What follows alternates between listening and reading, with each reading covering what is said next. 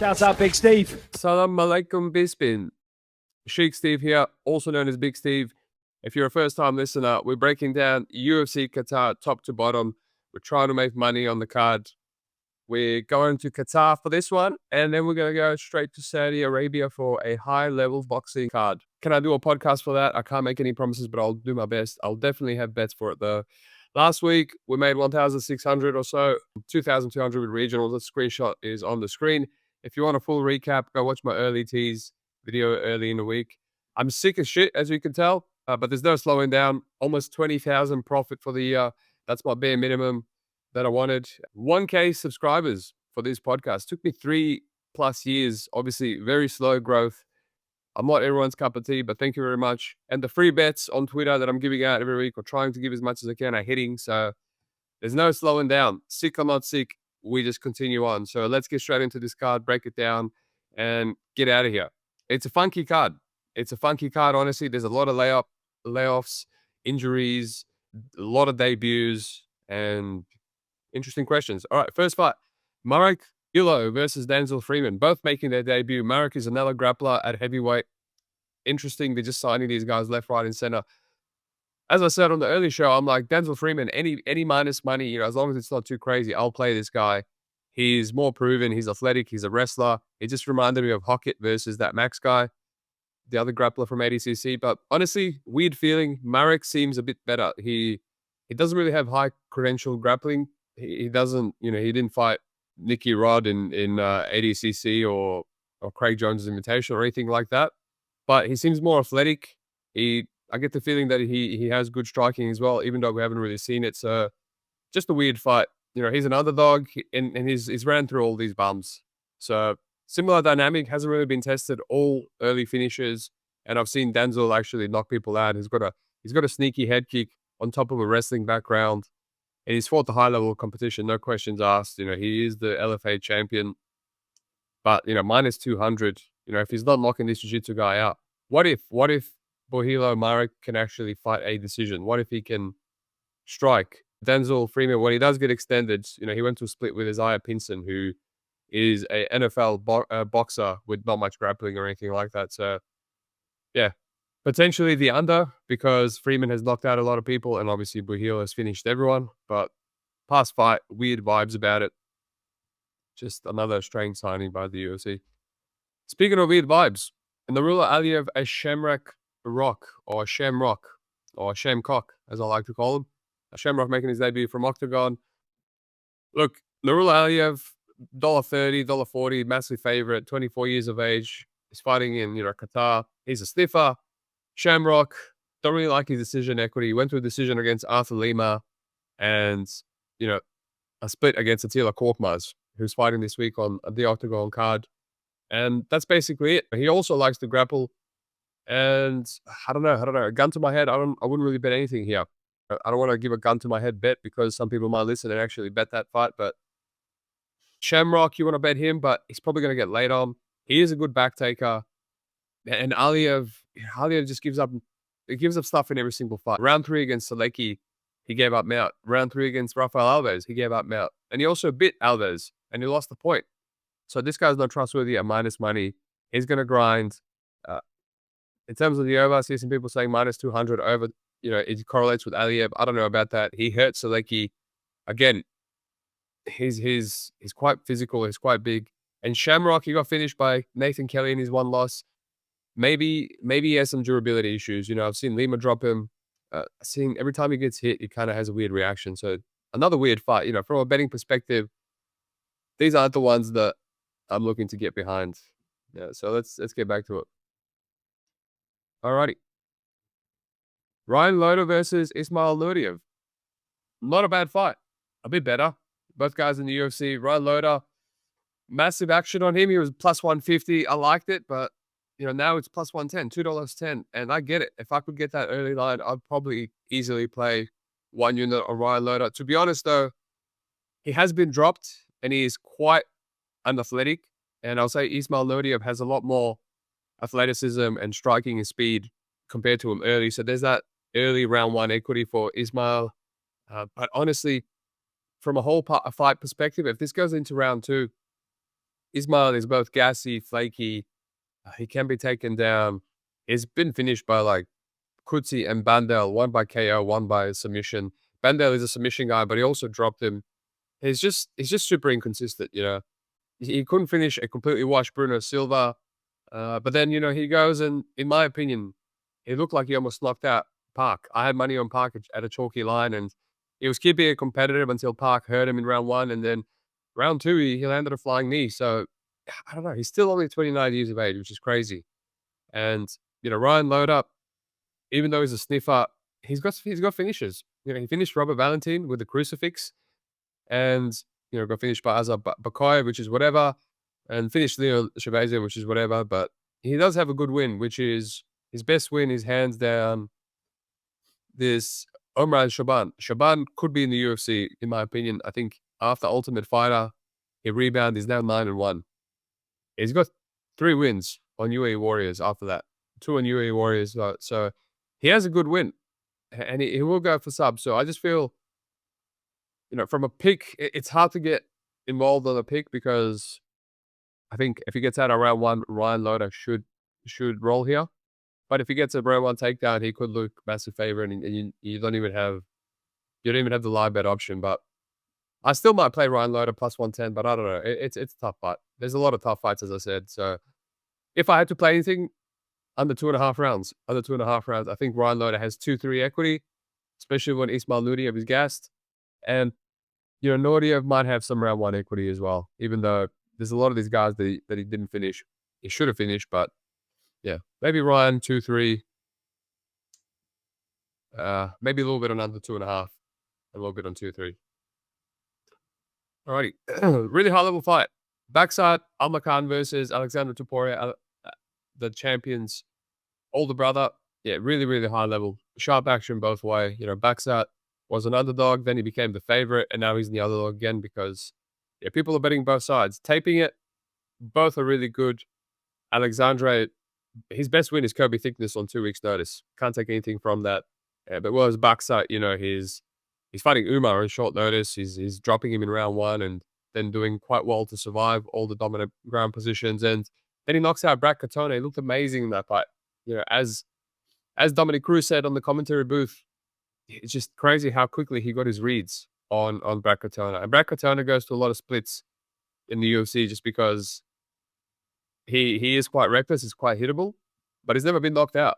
So for him to just counter him with a beautiful uppercut and put out Brad Katona out cold, it's quite impressive. And he has a lot of KOs on the regionals, right? The guy has power, so it's nothing new. And he can also wrestle, so I don't really know how to cap this fight. It's a fight where there's plenty of footage on Bekzat. You know, you can just his entire career is in UAE Warriors and, you know, 2 high level fights in the UFC. But Aleksandre Topuria has nothing. He has nothing. He just has a lot of bums. You know, he lost to a guy, you know, 2 weight classes up 10 years ago when he gassed, which again means nothing. And that's it. And Kobe thickness, you know, he showed that he can strike, he can box. They're both well rounded. I don't know where the edge is, so I'm just passing. Whatever. I'm passing. I keep flip flopping, so I ain't going to give you a pick or a bet because it's just irresponsible. Alrighty. Abdul Yakhyaev versus Rafael Cerqueira. This could be Cerqueira's final fight. You know, 3-fight losing streak. This is the first one that I taped because I'm like, yeah, this is going to be a potential under 1.5 smash spot. If it was better than -200, it would have been. I looked on the wrong book. It was like super, super steamed. And, you know, it was a bit better on Bet Online. I wish I checked there first, but I didn't. And then when I taped it, I was like, you know what? I can't do this. If Yakhyaev grapples, it could potentially go over, you know, LA Julius Walker. Julius Walker still hurt era. So if Yakhyaev just strikes, he can just get a knockout here because the chin on Rafael is dreadful, right? But Rafael also has some good power, and I've seen some bad stuff on Yakhyaev's tape. Like, he's 24 years of age, so he's young, he's green. He hasn't really faced any adversity other than, I think, Kovalenko, pardon me. So maybe if Rafael gives him some adversity, maybe he can drop him, maybe he can knock him out, which is why I considered the under 1.5. But yeah, ultimately I'm passing. I'm just going to look at some Yakhyaev KO props, KO round 1, KO 1-2. He could get a sub, but, you know, old mate Julius Walker was getting in some good positions and couldn't finish him. So I might just play some KO1, KO2.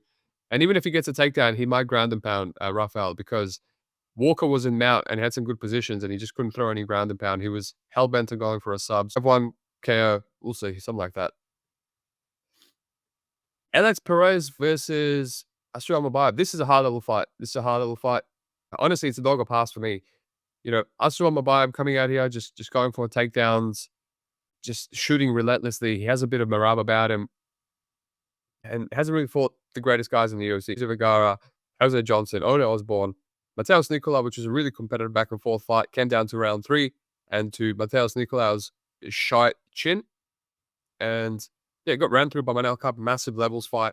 And beat Jose Ochoa, who in my opinion, great fighter, but a little bit green. And he showed his greenness in that fight, you know. Jose had moments, but just because Asu just kept shooting and reshooting, eventually Ochoa just started doing stupid stuff and punching from the bottom and gave Asu, you know, what was a 30-27, but a lot more competitive than that. Alex Perez, man, he's a really good fighter in my opinion. Look at his losses: Davison Figueiredo, Alexander Pantoja, Mohamed Mokaev, really close fight. Then he knocks out Mateus Nicolau, a common opponent, just runs through him, right? Stuffs all his takedowns like a brick wall, runs through him, and then has a really competitive fight with Tatsuro Taira up until he lost via injury. You know, a lot of people thought he won round 1 against Taira. He might have. I didn't really go back. I live bet Taira just because I love the striking in that fight. You know, Perez is pressuring him, and I was like, wow, Taira is keeping his cool. He's countering, and he can't really get any takedowns, but he's composed in there. And there's about 5 rounds, you know, 4 more rounds for him to do something against Perez here. You know, round 2, first takedown, gets his back, and then causes that injury by swaying left and right. So let's but a year and 6 months ago, Perez had to have knee surgery. I don't know.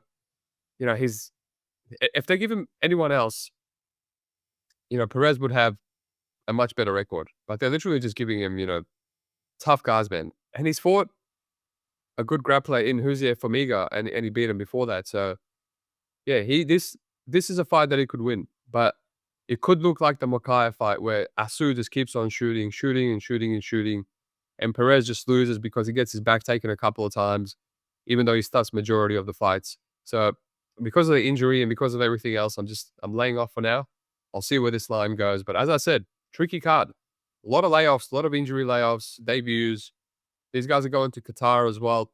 Qatar is going to love the sniffing game plan from Asu. So let's move on. Sajid Izagakhmaev versus Nicolas Dalby. Another guy. Hasn't fought in 3 years. 3 years, knocked out Shinya Aoki in ONE FC. This is Khabib's boy. I've seen him a couple of times taping him. Taped him against Carlston Harris. Carlston Harris got a dart stroke on him. And his last fight against Shinya Aoki, whatever, that means nothing. Shinya's washed. Knocked him out. But before that, he has good wins. This James Nakashima, his grappler, LFA champ, Lipsang Zhang. You know, back 3 years ago, Zhang was a very good fighter and a lot less old. And, you know, he's beating all these guys. Elite sniffer. And the reason he hasn't fought is because he had contract dispute issues with ONE FC, which is pretty common. And that was his prime years. He's only 31 years of age. Now he fought this Karam Bozaronov guy in karate combat in a grappling fight. And I know this guy.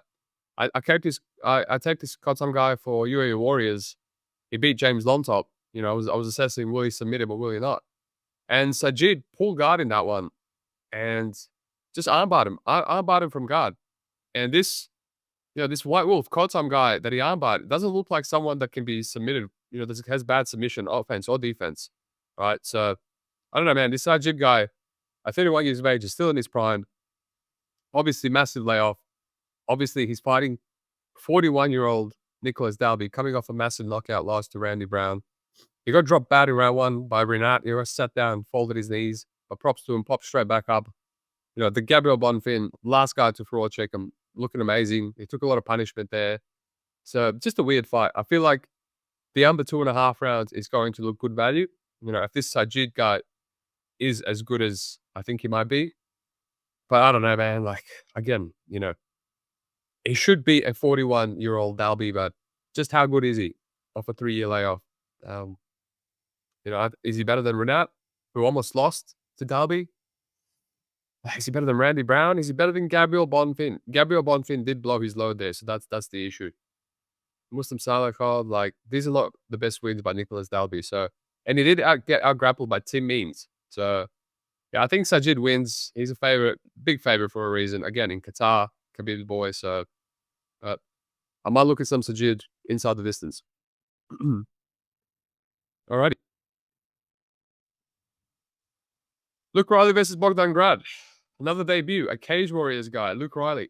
All right, massive, massive favorite for me. Again, hate to sound like a broken record, but this is another dog or pass. Bogdan Grad. I take a couple of fights, and I'm like, oh, it's hard to back this guy. He's so slow. He's so lumbering, so hittable. But he's got a winning record, man. 15-3. His fight against Michael Aswell, aging well. I think Aswell is another guy that people will shit on, but he's come forward. It should have been a bad matchup for Bogdan Grad because he can get up from takedowns. He's incredibly durable. And Bogdan Grad eked out of the split decision. He was sticking and moving and hit takedowns and edged it out. Lucas Alexander was rinsing Grad. One takedown from Grad. And actually, once he consolidated in round 2, he did not give up mount, pounded him out. And, Naimov lost at 30-27 to, at 29-28. But Naimov was a good win, man. Not a good win, pardon. He lost that one, but he's a good opponent. What is he? Like, in the UFC right now? 6-1? Big good guys like Nathaniel Wood. Let's have a look. 1, 2, 3, 4, 5. He's 5-1. With only lost to Felipe Lima, which was 1-1 going into the third. His wins over Khan Offer, going to age well. Nathaniel Wood, obviously. So, yeah, back and forth fight. So, to me, it's just like Luke Riley, he's a very good striker. He's 26 years of age. Very sharp. He looks amazing on tape. But, these guys that he's beating, Tariel Abasov, massive gas bag. I played the under there, even though Luke Riley has a bunch of decisions and it takes a long time to get going. I was like, man, by about midway through round 2, Abasov's going to gas heaps. It would just lock him out because of that. But, these other guys, John DeZesis, Alexander Luff, he dropped him bad, almost locked him out. And Alexander Luff now, if you look at his record, he's 8-4. He just got rear naked choked in another fight by Stefani, some Italian guy.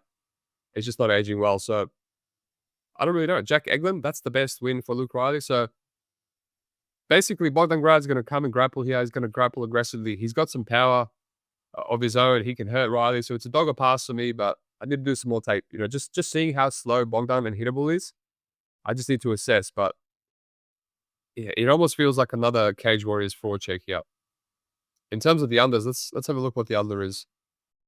Yeah, the under 1.5 plus money, maybe the under 2.5. But the issue is they're both durable.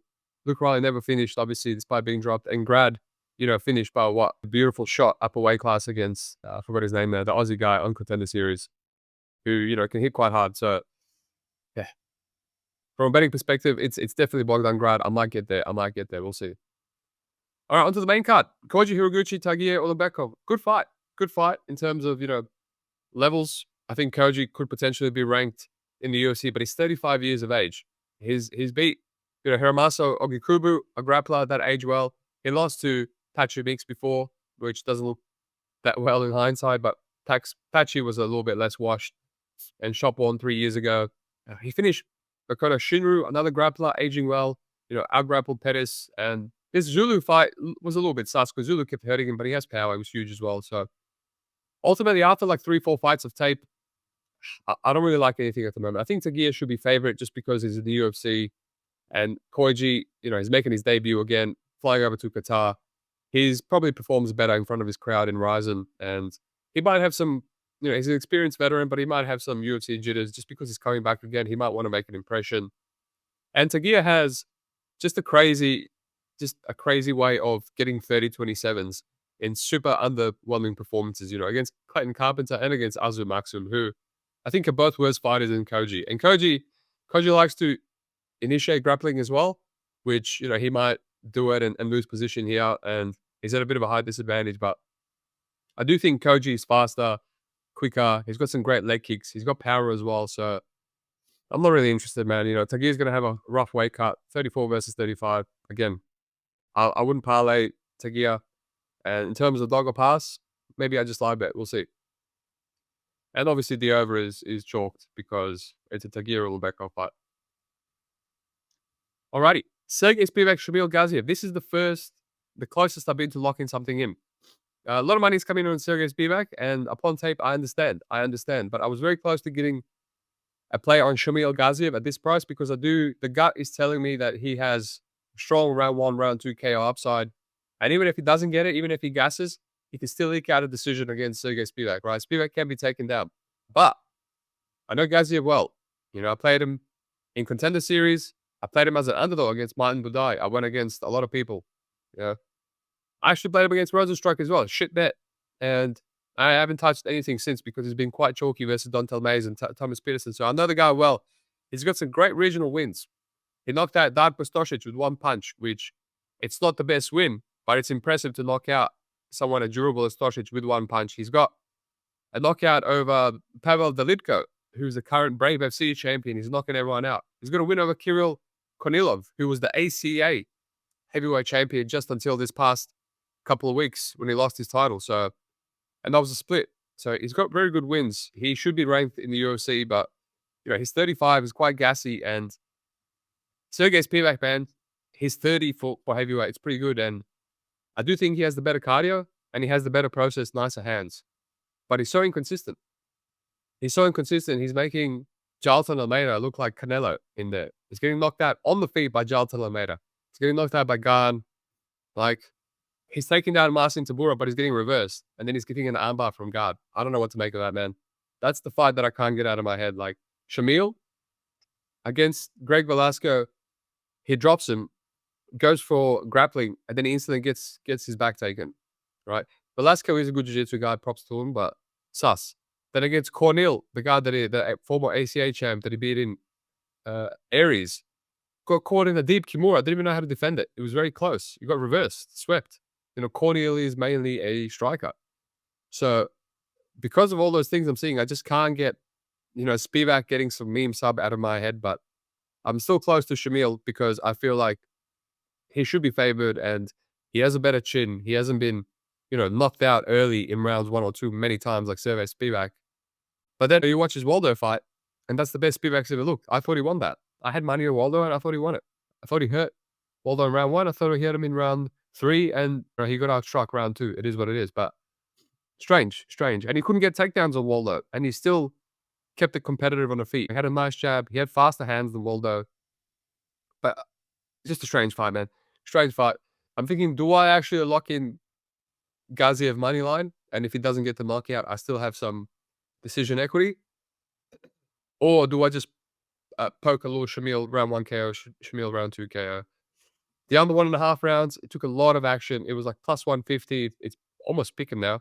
So the public obviously agrees. They can see some finishing upside. But I don't know. How much finishing upside do I give Spivac? Unless it's a sub. So I think it correlates with Gaziev. So that's where we're at. But yeah, Gaziev, closest I was to lock it in a money line bet. Alrighty, Hermansson versus Marek Orolbai.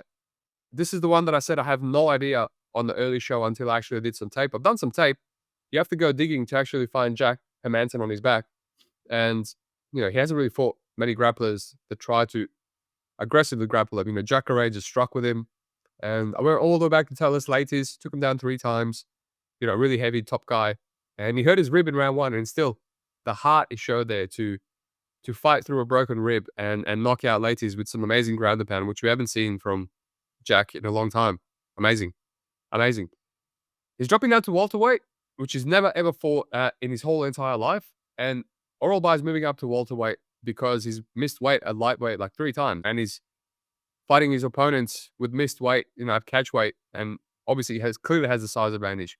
He's fought at welterweight in LFA and he missed weight by 2 pounds against Fuller, who's fighting this week on Anthony Pettis FC.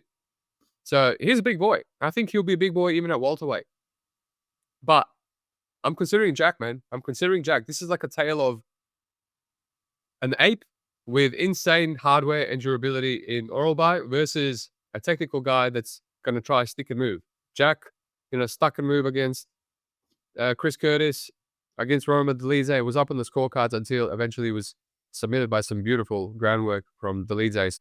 And Jack Pfeiffer, stick and move. I've struck him rounds 2, 3, 4, 5 and mixed in takedowns. So He's going to stick and move, and Orolbai is just going to all systems go, try to grapple him. Again, there's just no footage of Jack aggressively defending takedowns. You know, I watched the Kamzat wrestling match. He was getting rinsed by Kamzat up until round 2 when Kamzat slowed down, and then it was just a stalemate. And again, this card, I had to watch a lot of, you know, karate combat and wrestling matches. And we'll talk about the main event. You know, Ahmed Tsarukyan, 3 grappling fights before finally getting a match against Hooker. Yeah, it has to be dog or pass. It has to be dog or pass. I'm going to wait for the weigh-ins. I went on Jack's Instagram. He went to Qatar yesterday. Interesting, not even a week to accumulate.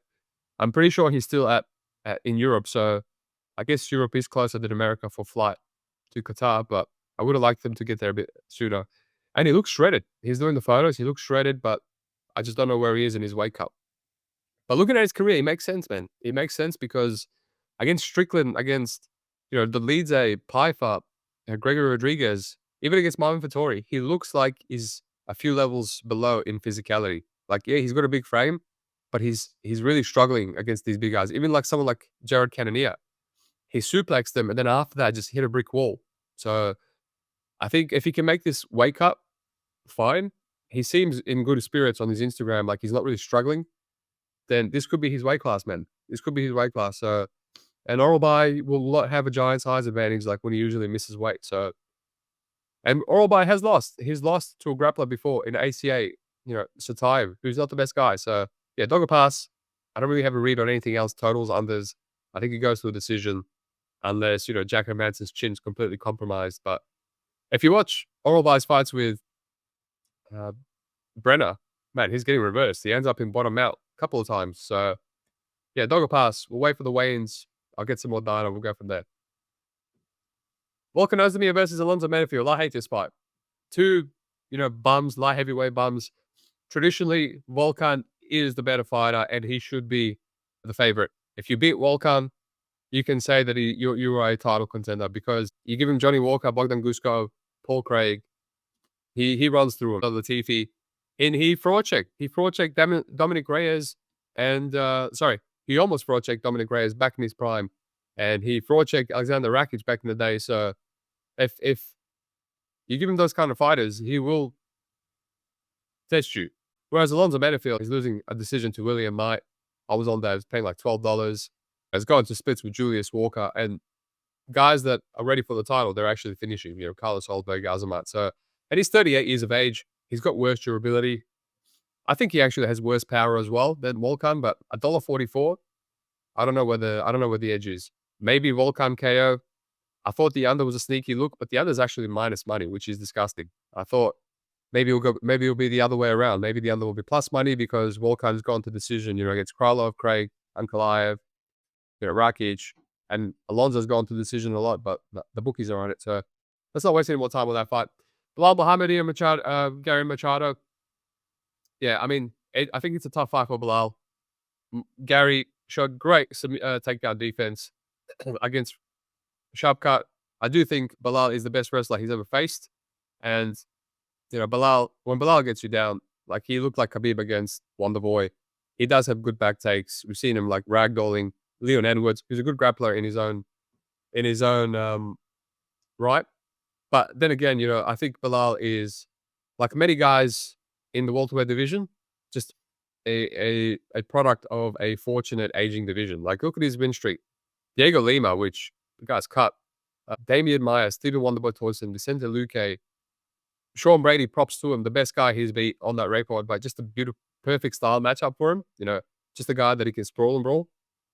Gilbert Burns, Leon Edwards to win the title, and then just gets rinsed by Jack Della Maddalena. So really, I think Bilal is someone that will lose to a lot of these guys in the rankings at the moment. You know, Morales, Prates, Shavkat, obviously, maybe even Usman. And I think Ian Garry can just stick and move on him. I think Ian Garry could even take him down, take his back. At this price, what do I do? What do I do with this price? It's still in Qatar. And as I said, Bilal is still very smart, very clever, and he will get on your hips. Shavkat was just clinching him. But when he actually got in his hips, I think it was round 4, he took down Garry with ease, slammed him, and then, you know, he shook him off, got to the back a couple of times. So, yeah, I mean, If I had to do a parlay piece, I'll probably do Ian Garry, but at this price, $1.34, I like my parlays to be locks. That's pretty similar to a Josh Hockett when he ran through a guy in one round, or even better, almost identical price to Morales over Matt Schnell, right? So I want my parlays to be like locks, not a decision in Qatar against a really good fighter in Bilal Muhammad. I might play around with some stuff. I think maybe play Garry round one takedown and start round two Garry by decision or KO. We'll see. And main event, I'm a Tsarukyan, $1.20 versus a legend of the game, Dan Hooker. What are you going to do with this fight? Armin should win. I mentioned on the earlier show that Dan's going to ask some questions of Armin. It's probably going to be competitive in some moments, but at the end of the day, this is like the Gamrot fight, but Armin is younger, a lot more explosive, athletic, and he's got more power than Gamrot. He's got better durability. Gamrot was just the perfect fight for Dan Hooker because he gets hurt. He can't control anyone, doesn't have submission upside. And still, look, in round one, Gamrot dropped him multiple times and Hooker had like 4 cuts on his face, right? And it was still split decision. Split decision to Jalen Turner, who's a head case, and Claudio Perez. So, this is still a Hooker that's quite old, quite washed territory, and has a lot of injuries. So, Armin at 29, as I said, he's doing a lot of grappling fights. I think submission could be sneaky. KO is favored because he has no submissions in his UFC career, and it's mostly ground and pound where he gets his finishes. Alvarez against Silva, but because he's grappling a lot, he submitted Benson Henderson, and he's going for this front headlock a lot, and he has an arm triangle that he hit on Pitbull from Bellator, so that could be sneaky. Armin inside the distance is minus money. Last time I played that, I lost my ass in the Jacqueline Silva fight, so that Hooker is still tough at the end of the day. So I don't know what to make of this one. I'm playing around with some Armin plus 2 takedowns. Like if he doesn't instantly finish Dan, he should get 1 takedown, maybe 1 takedown in round 2 or round 3. And that almost gets to plus money. So play around with it a little bit. Like, yeah, as a parlay piece, I guess, but it's such, again, $1.20. $1.20 when I like my parlays to still have value at $1.20. So that's where we're at. I can't give you any bets, unfortunately. This week is boxing and regional weekend, but I still take every single fight on this card to give you guys accurate reads somewhat. But let's go through it and get out of here. Marek, Bujlo, Freeman. I mean, a weird fight. I feel like the under 1.5 could have some value, but who the hell knows? Aliev, Shamrock or pass. Weird fight. Again, I don't know about unders. I don't know about anything. Pass. Loder, Naurdiev. I actually have a good read on this fight. I think Loder is going to break Ismail rounds 2 and 3 if he doesn't get knocked out in round 1. So potentially the under could be a play. Bekzat, Topuria, gun to my head. I'd rather play Bekzat. He's more tested, but Topuria seems really good. Just hasn't fought anyone on his level. Yakhyaev, I'm going to have to get on some inside the distance props. Round 1, round 2, we'll see. Perez will pass, but the injury worries me. Sajid, I think he might finish Dalby. We'll see. Luke Riley, Grad, dog or pass. Maybe some under 2.5. We'll see. Koji versus Tegea, dog or pass. Gaziev, as I said, closest I was to a money line play. Shamil Gaziev, I think he has round 1, round 2 KO upside, but Spivac is younger and has the better process, and you never know how he's going to show up. So we'll see. I might just play some KO 1-2. Jack Hermansson, Orolbai, dog or pass. Ozdemir, Menifield, not interested. Garry, Muhammad. Garry should win. Armin should win. That's it, lads. Keep an eye out on my regional bets. I will post something on Twitter. Keep an eye out on potential boxing podcast in Riyadh. Thank you. Like and subscribe. Get me more of 1,000 subscribers, and peace out. Sheik Steve out.